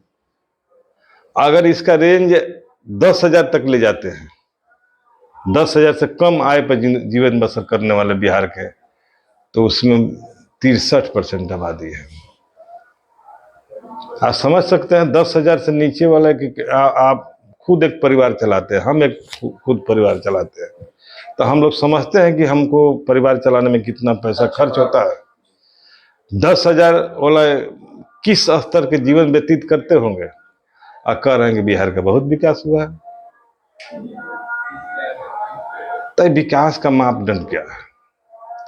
तो हम नहीं समझते हैं कि बिहार का विकास हुआ है, और इसलिए तो कैसे देखते हैं ये जातीय जनगणना जो हुआ उसको, तो उसके बारे में उसमें उसके बारे में तो हुआ कि भाई जातियों की संख्या कहाँ कितना चिन्हित हुई। अब जातियों की मेरा सवाल ये है कि जातिगत जनगणना पे तो अभी केंद्र मतलब भाजपा सरकार, एनडीए सरकार ने, केंद्र की सरकार ने उस मुद्दे को खुद ही उठा लिया, और चर्चा ऐसी कथित तौर पे कही जा रही है कि विपक्ष को मुद्दा विहीन कर दिया गया जातिगत जनगणना के बारे में पक्ष में बोल करके कि हाँ हम करवाना चाहते हैं, ऐसे बोल अच्छा, ये बात लोग सुने हैं ना, जिसकी जाति के कोई ठिकाना नहीं वो जातीय जनगणना की बात कर रहा है। ये लोग भी जनता जानती है कि नहीं जानती? मुद्दा विहीन कैसे कर दीजिएगा? सब लोग जानते हैं कि चुनावी मुद्दा उठाए हुए थे, सब लोग जानते हैं कि चुनावी जुमला है जातीय जनगणना। वो कराएंगे तो क्या कराएंगे, तो आएगा गणना तो होना ही है, जनगणना तो होना ही है। तो कहें कि हम जातीय जनगणना का, ये लोग तो ये भी कह रहे हैं कि भाई जातीय जनगणना होगी लेकिन प्रकाशित नहीं होगा, उसका न्यूज प्रकाशित नहीं होगा, सूचना प्रकाशित नहीं होगी। तो बात अभी खुल के आ रही है। खैर जो भी हो, लेकिन विपक्ष का एक एजेंडा था, और एजेंडा जो लीड करता है वही हमेशा लीड पोजीशन में रहता है। मतलब जैसे मान लीजिए, जैसे मंडल कमीशन का बेनिफिट कौन उठाया? समाजवादी ग्रुप। क्योंकि उनके मुद्दे थे, वो लीड वही कर रहे थे। हम विरोध में नहीं थे उसके, लेकिन हम उसके हीरो नहीं बन पाए, हीरो वही लोग बन पाए। तो फिर हीरो माने ये मतलब जातिगत जनगणना विपक्ष का मुद्दा था, विपक्ष का ही रहेगा, ये कुछ नहीं कर पाएंगे। ये गलत समझदारी है इनकी, और सब समझदारी। अब कह रहे हैं कि भाई अब शौर्य मना रहे हैं, सैनिकों का शौर्य और सिंदूर जो मैंने अटैक हुआ है, ऑपरेशन सिंदूर हुआ है, तो इनका एकमात्र उद्देश्य है। लेकिन सब लोग जानते हैं कि 4 साल का नौकरी कौन पैदा किया? 4 साल के नौकरी करने वाले, ट्रेनिंग प्राप्त करने वाले लोग पाकिस्तान से लड़ सकते हैं? नहीं लड़ सकते हैं। तब तो देश के साथ खिलवाड़ कर रहे हैं, दूसरा कुछ नहीं कर रहे हैं। और यहाँ भी आकर ये बात कहेंगे, क्योंकि इसके पहले तो उजागर हो गया अथी में, पुलवामा की घटना ने लोग, पुलवामा की घटना, इसके 40 सैनिक जो मारे गए थे, तो वहाँ की घटना ने साफ कर दिया है कि वो घटना के आज तक दोषी कौन है यह प्रकाशित नहीं हुआ। इसके बाद यहाँ की घटना के बाद, जहाँ 2000 पर्यटक हैं, पूरा सेंसिटिव जगह है, और बिना पुलिस का है। आप कह दीजिएगा तब आपका तब वीडियो चल रहा है मोदी जी का, कौन है सीमा प्रधानमंत्री बताएंगे कौन है सीमा का जिम्मेवार? तो आपके पास, आपके बारे में सीमा की जिम्मेवार कौन है, ये तो लोग पूछ रहे हैं। कि मोदी जी 14 से पहले जो भाषण दे रहे थे, वो भाषण आज है कि नहीं है? आपके लिए दूसरा प्रधानमंत्री का श्रेणी तय किया जाएगा, मनमोहन सिंह के लिए दूसरा श्रेणी होगा? प्रधानमंत्री सब एक तरह से होते हैं। जो जिम्मेवारी नरेंद्र मोदी का था, वही जिम्मेवारी मनमोहन सिंह का था। तो आप बच नहीं सकते हैं। इसलिए इनकी पूरी चाल को लोग समझ रहे हैं। इनके पास चुनाव जीतने का एक एथी है कि ये पूरे संस्थान को, चुनाव आयोग को, हर चीज को, प्रशासन को अपने मुट्ठी में किए हुए हैं, और उसके बल पर जितना चुनावी जीतिए। जनता के नजर में चुनाव जीतने नहीं जा रहा है। एक बार हम लोग बिहार की तरफ रुख करते हैं, फिर केंद्रीय मुद्दों पे बात कर रहे थे हम लोग। इन 5 वर्षों के कार्यकाल की समीक्षा आप कैसे करेंगे? तो वर्तमान सरकार के 5 वर्षों के कार्यकाल कैसा रहा? मतलब कुछ विकास हुआ क्षेत्र में? आपने तो एक सिरे से खारिज कर दिया कि कुछ भी विकास नहीं हुआ, लेकिन 5 साल तो बीते। हम कर रहे हैं, हम उसमें कहा कि विकास का एक ये मॉडल है, रोड, सड़क, ओवर ब्रिज, ये सब करके एक ये मॉडल है, और इसी मॉडल के लोग प्रचार कर रहे हैं। हमारे सामने इसी 5 वर्ष में जो फैक्ट फिगर आया जातीय जनगणना के बाद और सामाजिक आर्थिक सर्वे के बाद, यह फिगर तो हमको एकदम हतप्रभ कर देने वाला है कि किस विकास की हम बात कर रहे हैं, सरकार किस विकास की बात कर रही है। लोग तो सबसे दयनीय स्थिति में जीवन बसर कर रहे हैं। तो ये सर्वे का आंकड़ा, हाँ, सर्वे का आंकड़ा हम पहले से जानते थे, लेकिन हम जो बात कहते आ रहे थे, हम गरीबों की जमीन की बात मांग कर रहे थे, हम वृद्धा पेंशन बढ़ाने की मांग कर रहे थे, हम राशन देने की मांग कर रहे थे। जो हम पहले से मांग करते रहे थे, उस एजेंडे की, उस मांगों की बड़ी पुष्टि जातीय जनगणना में हुई कि माले का आंदोलन था वो सही था। हम तो इसीलिए मांग कर रहे थे, कोई हम इसी तरह से मांग नहीं तो कर रहे थे कि आदमी की स्थिति खराब है, मकान नहीं है, एक घर में 12-12 लोग रहते हैं, इसलिए उनको भूमि मिलनी चाहिए मकान के लिए। तो हमारी मांग पहले से थी, और हम इसी रूप में समझ रहे हैं कि सरकार एक तरफा मैंने जो काम की, अभी जैसे मान ली कि यहाँ ग्रीन फील्ड एक्सप्रेसवे बन रहे हैं, जिसका शिलान्यास मोदी जी करेंगे अभी कल, प्रधानमंत्री। वो रोड 15 फीट ऊंचा बनेगा सड़क से, जमीन से। रोड के चारों तरफ से आयरन गेट से उसको घेर के रखेंगे। वो आदमी कहीं कहीं चढ़ने की व्यवस्था होगी। आम आदमी तो ऊपर चलेगा ना, तो कौन चलेगा उस पर? कौन चलेगा? जब आम आदमी, गांव के आदमी उस सड़क पर नहीं चल पाएंगे तो चलेगा कौन? लॉन्ग टूर में जाना होगा तो चलेंगे, गांव के आदमी को भी लंबे रास्ते पे चलना होगा, मान ली तो बीच में नहीं घुस सकते। माने बड़े दूरी तय करने वाले लोगों को, बड़े गाड़ी वाहन, जो मालगाड़ी है उसको ले जाने के लिए, तो उसके लिए आप बना रहे हैं। अब समझिए, एक रोड वो बन गया, ग्रीन एक्सप्रेसवे बन रहा है, ये हमारा सासाराम से आ रहा पटना तक 4 लेन बन रहा है। एक इसके बगल में हम लोग नेशनल हाईवे है, और इसके पास बक्सर है। ये करीब 50 किलोमीटर की दूरी पर बड़े बड़े सड़क, 4 सड़क गुजर रही है।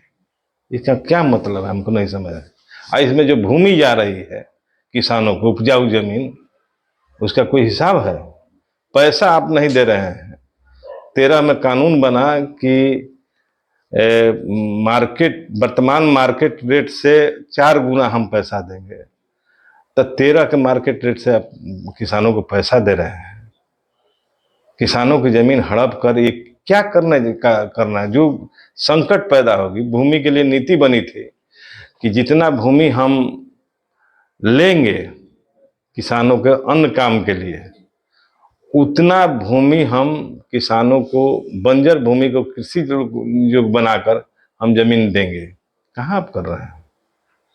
ये संकट पैदा कर रहे हैं किसानों के लिए, भुखमरी पैदा करना चाहते हैं आने वाले दिन में। इस तरह के अगर विकास का जाल हमको बिछाया गया तो इसका हर्ष यही होने वाला है। मतलब इसी को आपने कहा कि वो किस तरह का विकास है, ये सवाल। हाँ, विकास यही कहे कि विकास क्या है, मतलब है विकास में जनता सेंटर में है कि नहीं।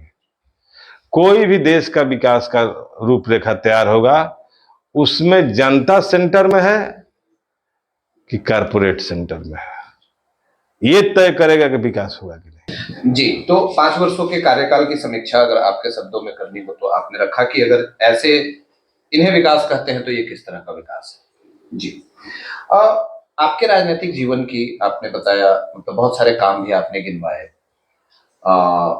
3 बार आप विधायक रहे। जब भी आपको मकसद अपना समझ में आया, समाज सेवा, समाज कार्य, आपने उसको पूरा करने का प्रयास किया। बहुत सारे कार्य आपने किए।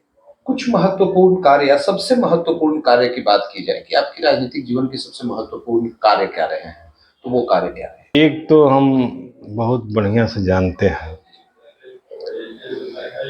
कि जनता का जितना डिमांड है वो डिमांड हम पूरा नहीं कर सकते। आज़ादी के 75 साल हो गए, अगर 75 साल में जनता की हर डिमांड को कोई सरकार पूरा नहीं कर पाई तो हम 5 साल के उम्र में वो डिमांड पूरा नहीं कर पाएंगे। ये बहुत बढ़िया से हम जानते हैं, कोई झांसे में नहीं है। और इसीलिए चुनाव अभियान में, टोटल चुनाव अभियान में हमने कभी जनता से वादा नहीं किया। हमने एक बात का वादा किया कि आपके दुख में हम आगे आगे रहेंगे, साथ साथ चलेंगे। यही हमारे पास वादा करने का माने पूंजी है। हम आपको बना देंगे कि सड़क बना देंगे तो ये सब चीज़ हमारे बस की बात नहीं है। लेकिन अगर सड़क की डिमांड है तो विधानसभा से लेकर सड़क तक हम उस लड़ाई को लड़ते रहेंगे। एक तो बात यह है, और इसलिए हम कोई माने गलतफहमी में जनता को नहीं रखते हैं। दूसरी बात, हम समझते हैं कि जनता के सुख दुख में माने विधायक उनके घर का एक सदस्य के रूप में हो जाए, ये प्रयास हमारी है। और इसलिए जब से 5 साल से है हम यहाँ रूम लेकर यहीं रहते हैं। पटना हम नहीं रहते, ना पटना हमारा कोई परिवार रहता। पटना दरवाज़ा खुला रहता है, वहाँ एक आयरन करने वाला धोबी रहते हैं। कोई भी क्षेत्र का आदमी जाता है तो हमसे बात करता है, हम चाबी दिलवाते हैं कि खोल दीजिए, रहेंगे। तो उनके लिए है व्यवस्था। तो हम तो यही समझते हैं कि जनता के सुख दुख में यहाँ शामिल रहिए, क्योंकि आप जनता के हर डिमांड को पूरा नहीं कर सकते। तो ये काम नहीं कर सकते तो इसकी एक राजनीतिक जो कारण है, अगर गांव में जाइएगा तो उस कारण पर भी चर्चाएं होगी, लोग कन्विंस होते हैं और लोग वोट करते हैं। हम हमेशा जीते हैं तो कोई कम मार्जिन से नहीं जीते हैं। 9,000 से लेकर 13,000 मार्जिन पे जीते हैं। जब हम लोग सिंगल लड़ते थे, यानी अकेले लड़ते थे, और भी माले जैसी पार्टी से लड़ते थे। मैंने दूसरी पार्टी के मैंने, चूंकि इसलिए हम माले से कहते हैं, अगर आरजेडी के आप टिकट लीजिए तो आप आंख मूंद के कह सकते हैं कि यादव वोट दे देंगे, मुसलमान वोट देंगे, आंख मूंद के कह सकते हैं। जदयू का टिकट लीजिए तो हो जाएगा, चाहे भाजपा का टिकट लीजिए तो ऊंची जाति के वोट इनके साथ है, अति पिछड़ी जाति के वोट है। माले का टिकट लीजिए तो कौन वोट है इसके साथ। इसलिए एक एक वोट से अपना हम कांटेक्ट बनाते हैं, और उसके बल पर इतने पैसा अमीरी जो खेल चलती है चुनाव में, हम लोग 10-10 रुपया, 5-5 रुपया, 20-20 रुपया, 1,000 रुपया चंदा लेकर लड़ लेते हैं और जीतते हैं। और लोकसभा चुनाव तो यहाँ रिजल्ट है, साफ है कि पवन सिंह जैसे पैसे वाले आदमी, उपेंद्र जी जैसे पैसे वाले आदमी को राजा राम सिंह जैसे लोग हरा दिए 1,05,000 वोट से। कोई मामूली वोट से नहीं हरा। तो ये है, माले की अपनी एक पहचान है, ताकत है, जनता की भरोसा है माले पर। माले के लोग वोट करते हैं, कहीं सीट पर चले जाइए। तो एक बात अगर सुनेगा कि आरजेडी का टिकट भी है, अगर माले के यहाँ मिलता है तो माले एकदम निकाल लेता है। तो ये भरोसा माले ही पर है। ये मैंने चीज, ये भरोसा हमने पैदा किया है। तो एक तो हाँ, ये एक काम तो ये है हमारे। दूसरा है कि जनता का जो भी सवाल है, क्षेत्र का सवाल है, तो हमने कहा कि पहल का जो 15 साल का जो हमारा पीरियड था, उस समय सड़क की अनुपलब्धता थी, मेन सड़क थे वो भी गड्ढे में थे, ग्रामीण पथे एकदम माने चलने लायक नहीं थी, साइकिल भी नहीं है, मोटरसाइकिल भी नहीं चल सकती थी। तो तमाम सड़कों को कम से कम जहाँ पुल की ज़रूरत है पुल हमने दिया, जहाँ कुछ गिट्टी है मिट्टी की ज़रूरत है वहाँ मिट्टी भरवाए ताकि लोग आ जा सके। तो उसका काम हमने किया। और आपको सिंचाई वाला काम, और ये 5 साल के में जो ये काम हुए, क्योंकि हमारा अनुमंडल तो 72-73 का है, अभी तक उसका अपना बिल्डिंग नहीं था। तो बिल्डिंग नया बना, बस स्टैंड यहाँ नया बना, रेलवे ओवरब्रिज का घोषणा गडकरी साहब ने किया, रोड की चौड़ीकरण हुई, रजिस्ट्री मैंने ऑफिस नया भवन बना, वो भी जर्जर भवन था। और सबसे बड़ा मेजर काम जो कि एक पार्ट हमारा सोन से कट जाता था नदी से, बहुत डिमांड था, पिछला बार वोट भी बहिष्कार लोग वहाँ किए थे, तो बाजितपुर पुल को स्वीकृति मिल गई है, टेंडर हो गया है, काम लगने वाला है। केंद्रीय कमेटी के आप सदस्य हैं, राज्य स्थायी कमेटी के आप सदस्य हैं CPIM में, और केंद्रीय मुद्दों पे भी हम बात करने वाले थे, करेंगे, आगे आगे प्रश्न आएंगे हमारे। लेकिन राज्य स्तरीय अगर बात की जाए तो इस बार चुनाव जो आने वाले हैं, राज्य स्तर के मुद्दे क्या होने वाले हैं, मतलब किस मुद्दों पे बिहार में चुनाव होने वाला है? आप लोगों का मुद्दा, CPIML का मुद्दा क्या? CPIML का मुद्दा तो हमने अपने बात में रखा है कि जनता का सवाल ही हमारा चुनावी सवाल रहेगा। अगर जनता का सवाल रोजगार का है तो हमारा रोजगार एक बड़ा सवाल रहेगा। अगर जनता का सवाल बिजली का है, उसमें जो अनियंत्रित बिल का सवाल है, स्मार्ट मीटर का सवाल है, तो हमारे सवाल रहेंगे। जनता का सवाल अगर उनका माने वास्तविक ज़मीन का है, घर बनाने वाली ज़मीन का है, तो वो सवाल हमारे रहेंगे।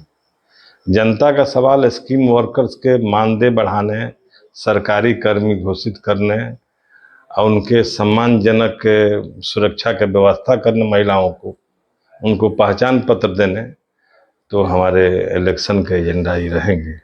तो जनता की जो किसान का जो सवाल है, इंद्रपुरी जलाशय का निर्माण, वो हमारे सवाल रहेगा।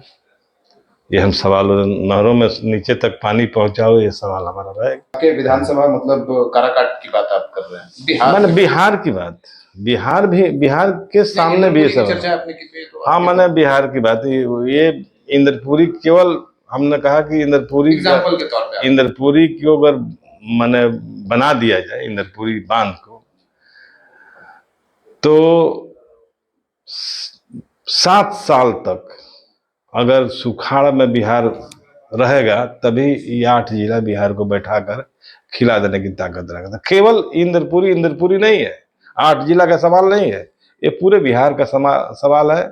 ये हमारे राज्य की समृद्धि का भी। केंद्र की चीजों पे चर्चा कर रहे थे हम लोग, और केंद्रीय कमेटी के आप सदस्य भी हैं CPIM में, तो केंद्रीय मुद्दे राज्य स्तरीय चुनाव में कितना प्रभावी होने वाले हैं, मतलब उनका क्या प्रभाव पड़ने वाला है बिहार के इलेक्शन में?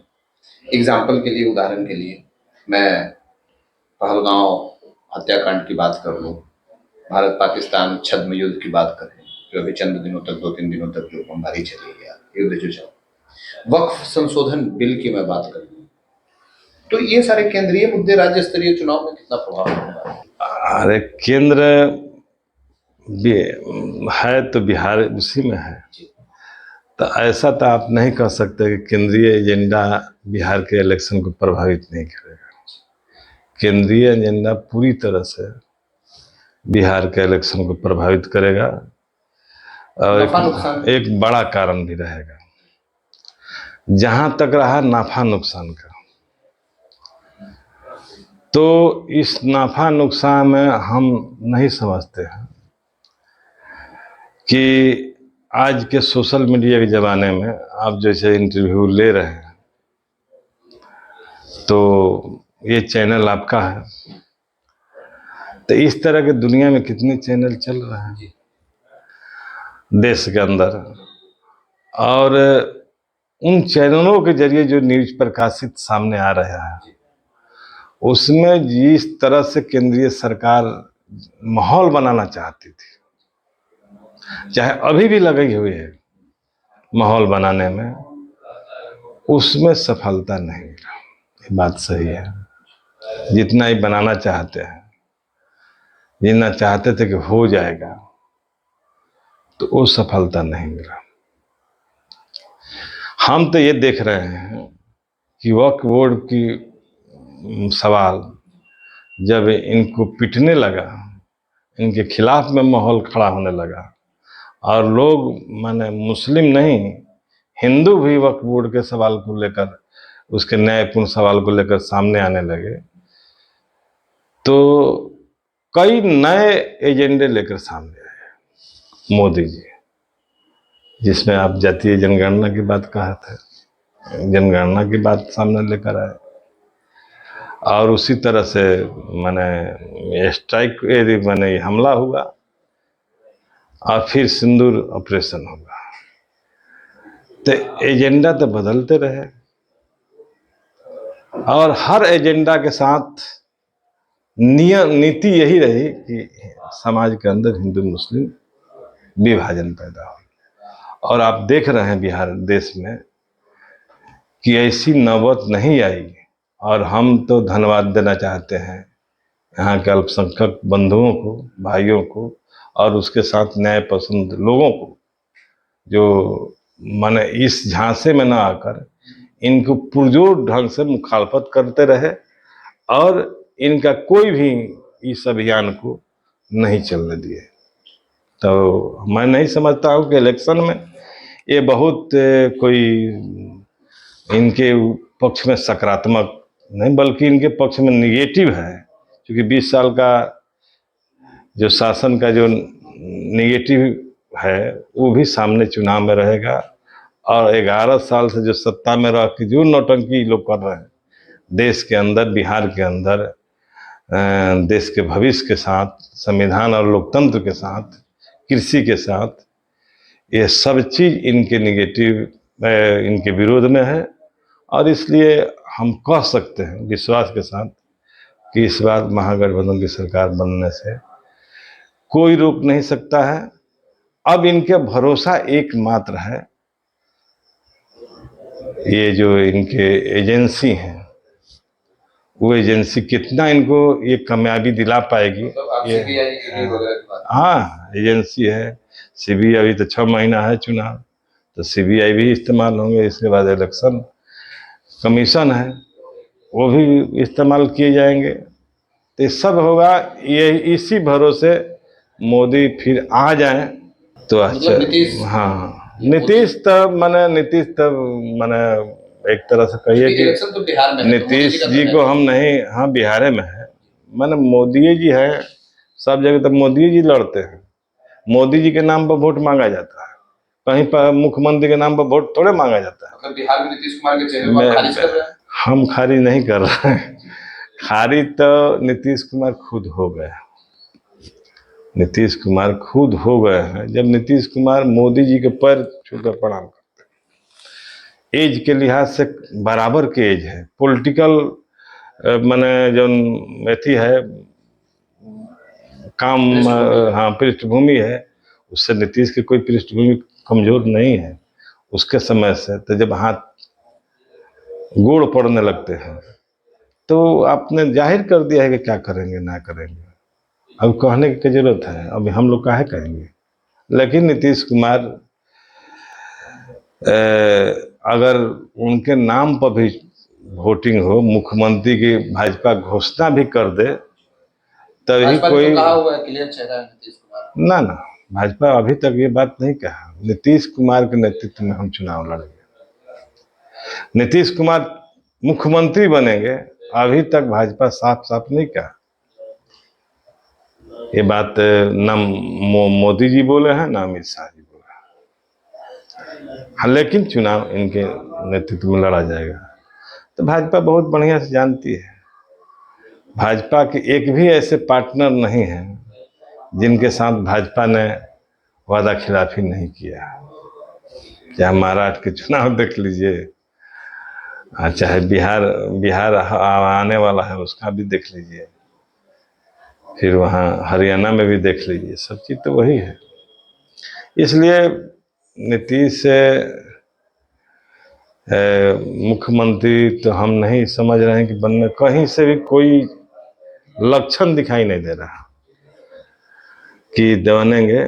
क्योंकि नीतीश कुमार के आएं बाएं दाएं जो भाजपा घिरी हुई है, एक आदमी इनके साथ नहीं है, मैंने जदयू के, और जो जदयू के हैं वो आधा भाजपा हो गए हैं। पूरा नहीं कर सकते हैं तो आधा भाजपा, नीतीश कुमार के साथ कोई नहीं है। महागठबंधन में सब कुछ ठीक, चेहरा फाइनल है मुख्यमंत्री। देखिए, हम जो नीतिगत सवाल समझते हैं, महागठबंधन में बिहार के लेवल पर बड़ा दल राजद है, इसमें कोई एक बट नहीं है। और बड़ा दल की हैसियत से जो रिजल्ट सामने आएगा, तो भी बात सामने है कि बड़ा दल के रूप में रहेगा राजद ही।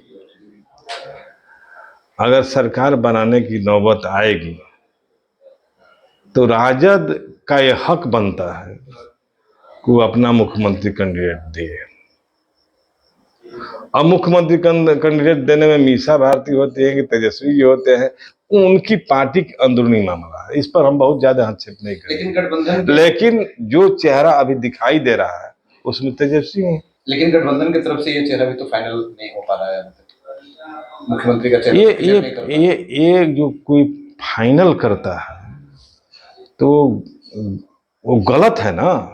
कहीं से कौनो असूली तौर पर अगर देखिएगा तो सही बात नहीं है। आप जीते हैं ये नहीं, अब मुख्यमंत्री की चेहरा लेकर घूम रहे हैं, ये कहीं से भी सही नहीं है। हम तो इस चीज को एकदम पूरी तरह से खारिज करते हैं। आप इन बातों में, लेकिन हम खारिज करते हैं, लेकिन ये बात जानते हैं कि जो बड़ा दल होगा वही मुख्यमंत्री होगा, उसी को चुनेंगे। अगर महागठबंधन के सारे लोगों को ये बुलाकर पूछा जाए कि भाई अब के चुना जाएगा, तो हम तो कहेंगे तेजस्वी बने। मतलब आप तेजस्वी के समर्थन में? हाँ। आप समर्थन में या कम्युनिस्ट पूरा समर्थन? ना निजी तौर पर विधायक लोगों की मीटिंग हो तो हम उस पक्ष में रहेंगे। मतलब आप नीतिगत तौर पर भी हम ये मानते हैं कि बड़े दल का कोई पार्टी का जो नेता हो, वो जो विधायक दल का नेता चुने वो पार्टी, वो मुख्यमंत्री होगा। एनडीए के एक घटक दल लोक जनशक्ति पार्टी रामविलास के अध्यक्ष चिराग पासवान की मैं बात कर रहा हूँ, वो भी बिहार की तरफ देख रहे हैं। पटना में कई पोस्टर लगाए जा रहे हैं, मुख्यमंत्री हो तो चिराग पासवान की जैसा हो। इन सारी बातों को आप कैसे देखते हैं? या फिर एक तरफ जब आप कह रहे हैं कि नीतीश कुमार मुख्यमंत्री के चेहरे घोषित नहीं हैं, नहीं बनेंगे, तो चिराग पासवान की तरफ अगर देखा जाए तो क्या नजर आता है? अब हमसे पूछिएगा तो ये बेकार की बात है, ये शुद्ध रूप से बेकार की बातें हैं। वो आदमी तो कहियो मुख्यमंत्री नहीं बनेगा जिसका अपना कोई वजूद न हो, चाहे सैद्धांतिक राजनीतिक कोई वजूद न हो, वो आदमी कैसे बन सकता है? हम तो नारा सड़कों पर, बिहार के सड़कों पर नारा लगते बहुत सारे लोगों को देखा है। हम तो नारा लगते उपेंद्र कुशवाहा को देखा है। बिहार का मुख्यमंत्री कैसा हो? उपेंद्र कुशवाहा जैसा हो। बिहार का मुख्यमंत्री कैसा हो? चिराग पासवान जैसा हो। बिहार का मुख्यमंत्री कैसा हो? मैंने क्या कहा, सहनी जी भी हैं उसमें, कैसे हो? वो तो आपकी पार्टी में है। वो हैं, मतलब लेकिन ये लोग बिहार के मुख्यमंत्री के चेहरे हैं बिहार के। तो आप चेहरों को थोड़ा देख लिया जाए।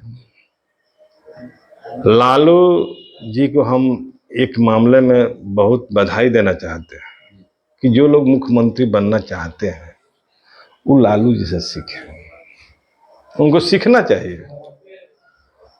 लालू जी जेल जाना कबूल किए, लालू जी मर जाना कबूल कर दिए, लेकिन भाजपा से हाथ नहीं मिला।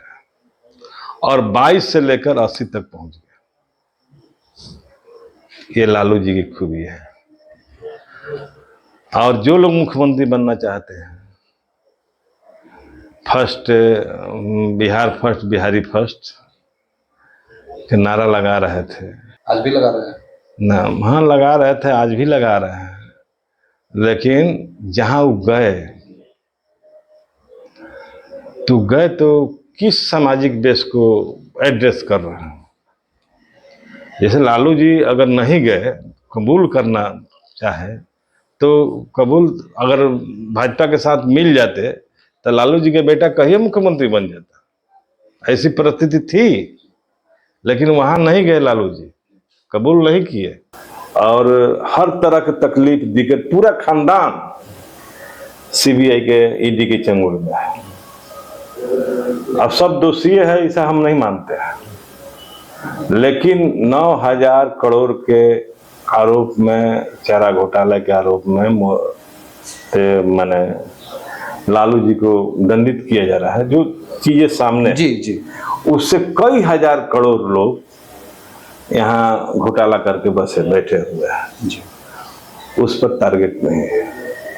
इशारा आपका किधर है? इशारा भाजपा के बहुत सारे लीडर लोग जो घोटाले पर टिके हुए हैं, किनके घर में पैसे पकड़ाए, बिहार में बहुत सारे ऐसे लीडर पकड़े हुए बने हुए हैं।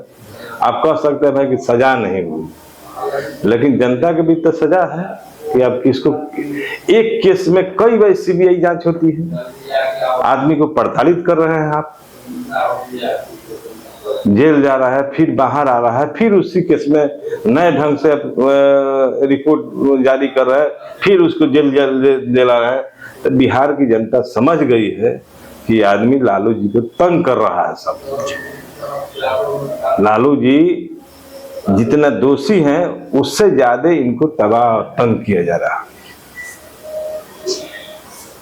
आप दूसरा बात ये भी देख रहे हैं कि उसी केस में जगन्नाथ मिश्रा एक तरह से बरी है, इसी केस में बहुत सारे लोग बरी हो जा रहे हैं। तो एक आदमी को तो बिहार की जनता देख रही है, मूर्ख थोड़े है, वो भी देख रही है, सब समझ रही है। इसलिए अगर जिनको मुख्यमंत्री बनना होगा है तो ये ताकत रखे, ये हिम्मत रखे, लालू जी वाला माने जिगर रखे।